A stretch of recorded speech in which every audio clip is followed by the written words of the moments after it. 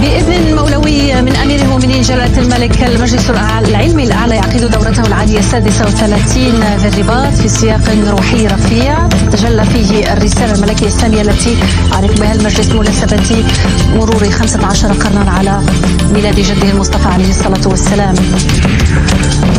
صاحبة السمو الملكي الأميرة الأسماء رئيسة مؤسسة الأسماء تترأس بجامعة محمد السادس للعلوم والصحة بالرباط حفل افتتاح المؤتمر الإفريقي الأول حول قوقعة الأذن للأطفال. الموعد الهام في مسار إحداث قطب إفريقي حقيقي خصص في علاج الصم لدى الأطفال وزراعة قوقعة الأذن.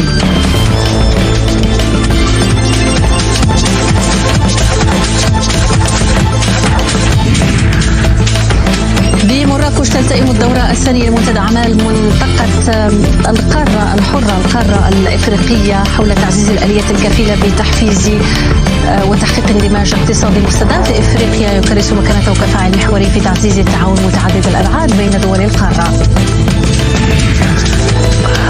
قبيل انطلاق نهائية كأس إفريقيا للأمم المغرب 2025 مدن المملكة تتزين لاحتضان النسخة الاستثنائية من القرن الإفريقي على أرض المملكة المغربية، حيث اللقاء بين إفريقيا برسائل التعاون والتضامن وعشق الساحرة المستديرة.